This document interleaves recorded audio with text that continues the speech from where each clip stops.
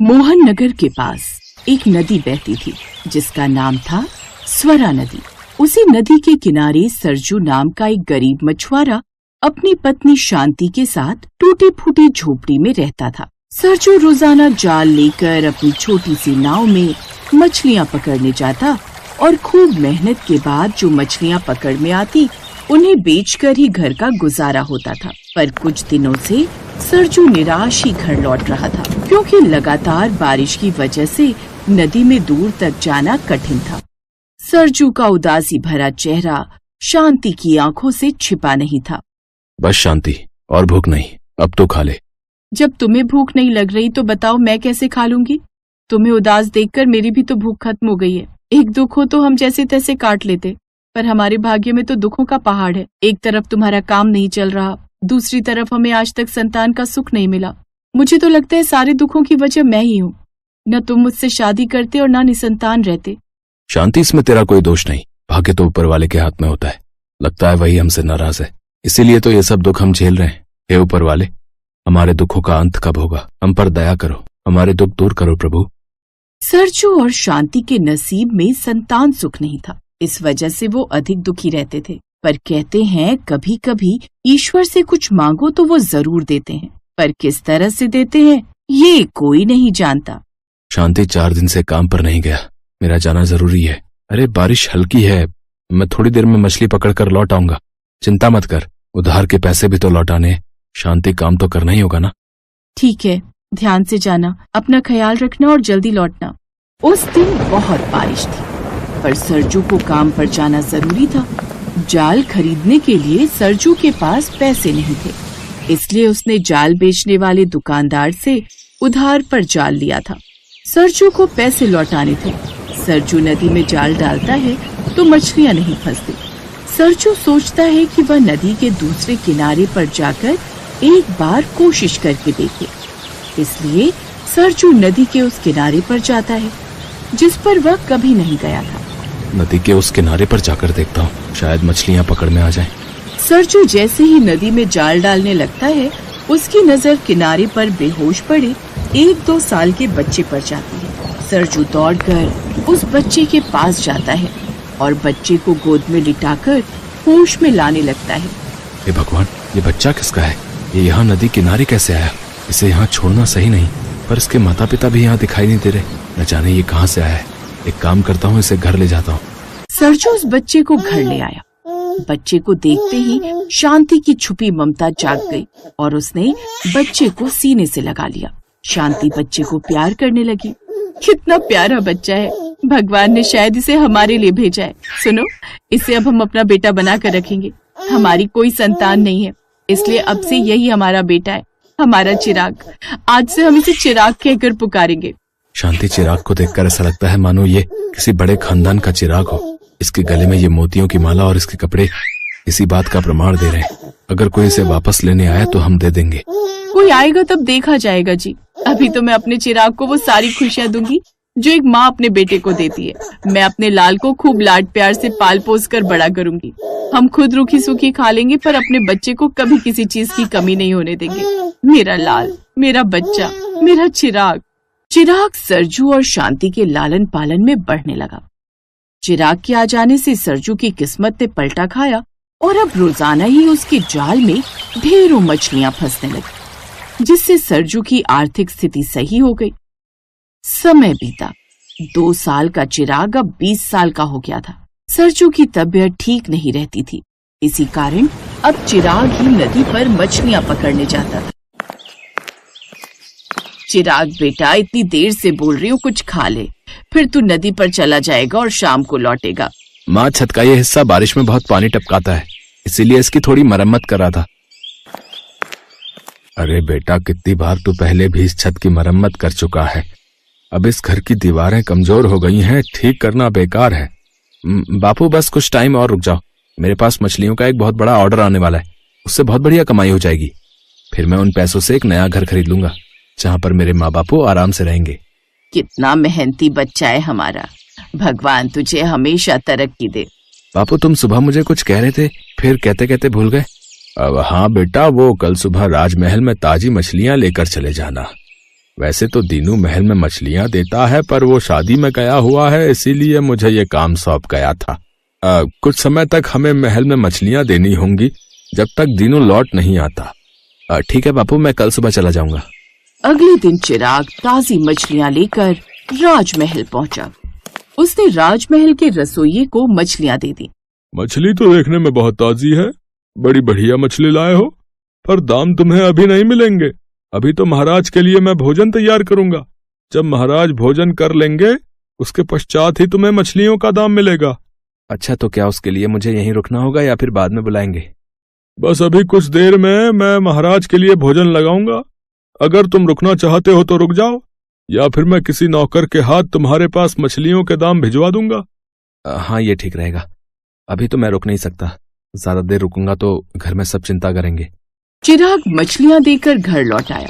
महाराज के लिए भोजन लगाया गया, पर जैसे ही महाराज ने मछली का टुकड़ा मुंह में डाला, उनके मुंह में एक कठोर चीज की आवाज आई। ओह, ये क्या? कैसी कठोर चीज है मछली में, जैसे मानो कोई पत्थर। रसोइये का इतना दुस्साहस कि उसने मछली सही से नहीं बनाई। मछली में कंकड़। रुको दरबारी, मुझे पहले देखने तो दो कि आखिर ये है क्या।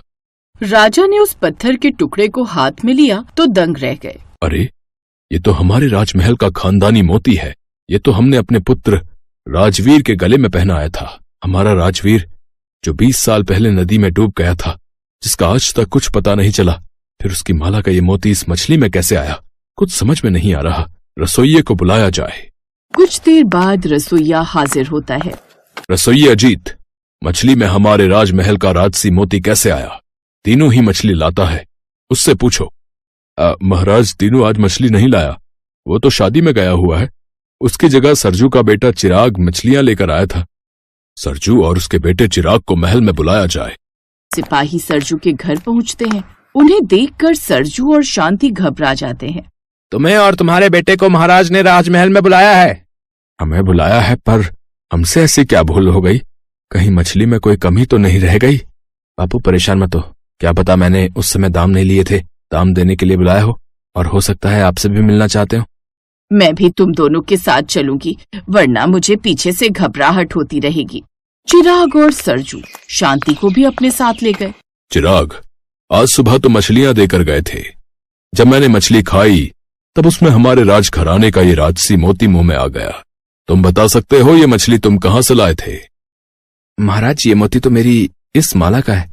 बापू, ये माला तो मैं बचपन से पहन रहा हूं ना। हाँ महाराज, ये माला मेरे बेटे चिराग के गले में बचपन से ही है। सच तो ये है। और फिर सच बताते बताते सरजू की जुबान दुख से लड़खड़ाने लगी।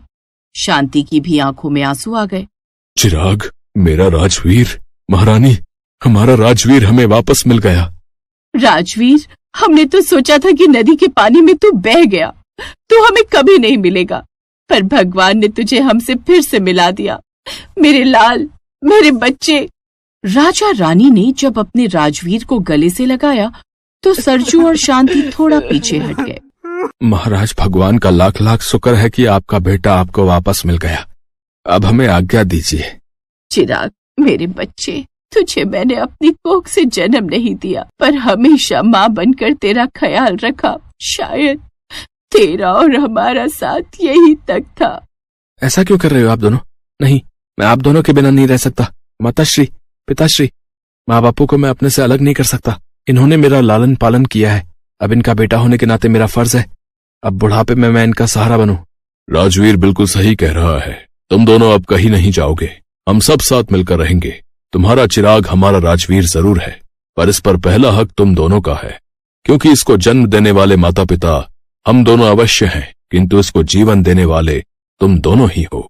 सबकी आंखों में खुशी के आंसू आ गए और फिर चिराग राजवीर बनकर महलों में रहने लगा। उसकी वजह से गरीब सरजू और शांति की भी किस्मत बदल गई और उनके जीवन में भी नई खुशियां आ गईं।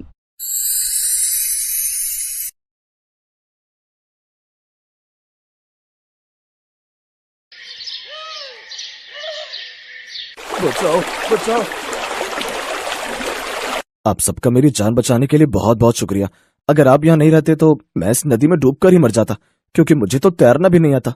लेकिन आप सब यहाँ क्यों रहते हैं? क्योंकि भाई साहब नदी के बीच में तैरता घर ही हमारा ससुराल है। लेकिन ऐसा क्यों? इस नदी के उस तरफ तो गांव है, फिर तुम सब वहां क्यों नहीं रहते?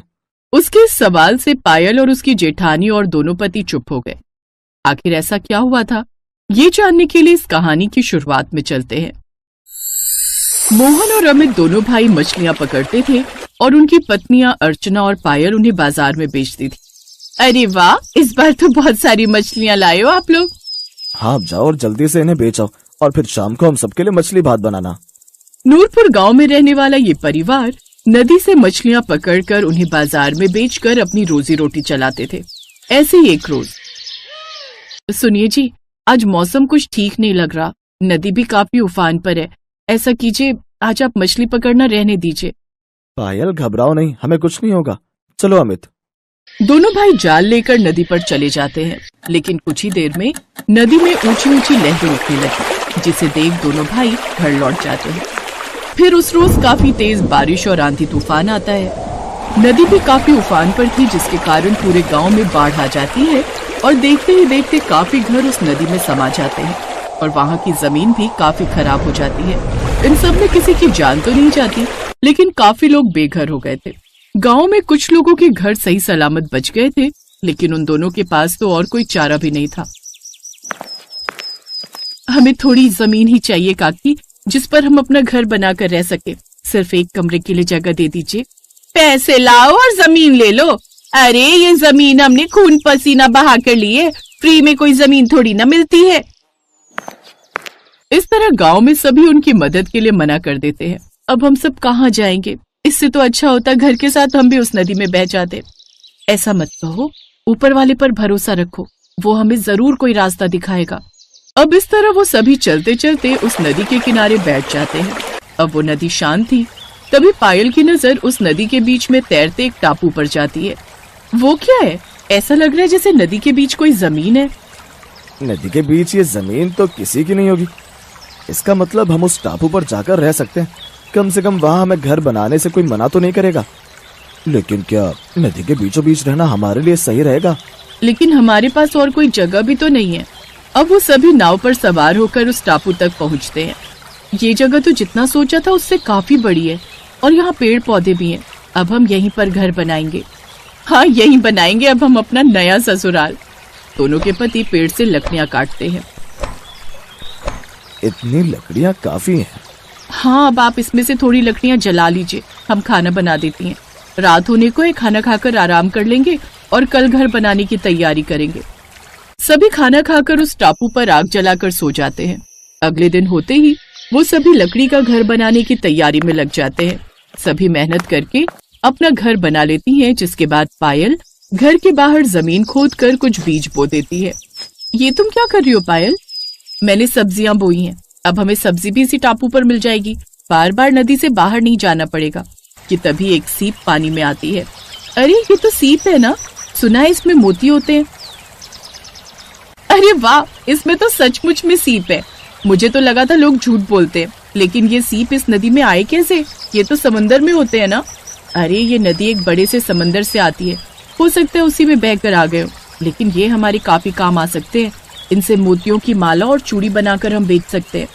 हाँ, मछलियों के अलावा इनको बेचकर भी हम कमाई कर सकते हैं। अब दोनों देवरानी जेठानी उन मोतियों से माला चूड़ी बनाकर तैयार कर लेती हैं।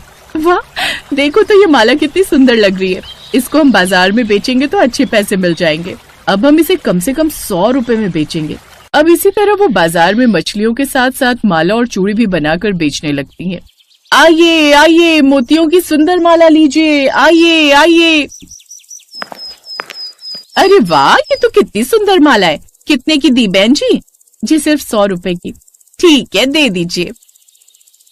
इस तरह एक एक कर उनकी और भी कमाई होने लगती है। अब उनके पति भी सुबह से शाम तक मछली पकड़कर बाजार में बेच आते। इसी तरह छोटे मोटे जुगाड़ से वो समुद्र में तैर रहे अपने ससुराल में जीवन काटती हैं। फिर एक रोज, अरे वाह, इस बार तो बहुत ही अच्छी खेती हुई है इन सब्जियों की। मैं तो कहती हूँ जी, अब आप सब मछलियों के साथ साथ सब्जियों की भी खेती कर लेना। अच्छी बात है, कल तुम हमें मछलियां और मोती की माला के साथ साथ ये सब्जियां भी दे देना। हम इन्हें बेच भी आएंगे। ताजी ताजी सब्जियां तो अच्छे दाम भी मिल जाएंगे। एक रोज वो सभी खाना खा रहे होते हैं कि तभी बाहर किसी के चिल्लाने की आवाज आती है। बचाओ बचाओ, कोई मेरी मदद करो, मैं डूब रहा हूँ, कोई बचाओ। अरे ये आवाज कैसी है? लगता है कोई डूब रहा है, हमें बाहर चलकर देखना चाहिए। वो सभी जल्दी में बाहर आते हैं तो देखते हैं कि एक आदमी नदी में डूब रहा है। अरे इसकी मदद करनी होगी, नहीं तो ये डूब जाएगा। नदी में कूदकर उसे बचाकर अपने घर में ले आते हैं। आप ठीक तो है ना? आप नदी में डूब कैसे गए? मैं तो नाव लेकर नदी में घूमने आया था, लेकिन अचानक मेरी नाव में छेद हो गया और मुझे तैरना नहीं आता था, इसीलिए मैं डूबने लगा। वो तो भला हो आप लोगों का कि आप लोग यहाँ रहते हैं, नहीं तो मैं तो डूबकर ही मर जाता। वैसे आप लोग नदी के बीचों बीच क्यों रहते हैं? ये सवाल सुनते ही वो सभी लोग एक दूसरे का मुंह देखने लगते हैं। फिर वो अब उसे सारी बात बताते हैं। लेकिन आपने भले ही जुगाड़ से अपने घर तो इस नदी के बीच बना लिया है, लेकिन आपको दिक्कत तो आती होगी ना, जैसे लाइट की परेशानी।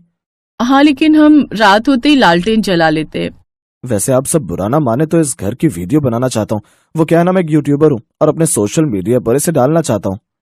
वो आदमी सोशल मीडिया पर वीडियो बनाकर डाल देता है और लोगों की नजर उस जगह पर पड़ती है, जिससे अब सरकार उस घर तक भी लाइट पहुंचा देती है। अब हमारी ये जगह भी रहने लायक हो गई है। अब हमारे साथ और भी लोग यहाँ घर बनाकर रह सकते हैं जो लोग अभी तक बेघर हैं। और अब नदी में तैरते उस ससुराल से वो जगह नदी में तैरते एक गांव में बदल जाती है।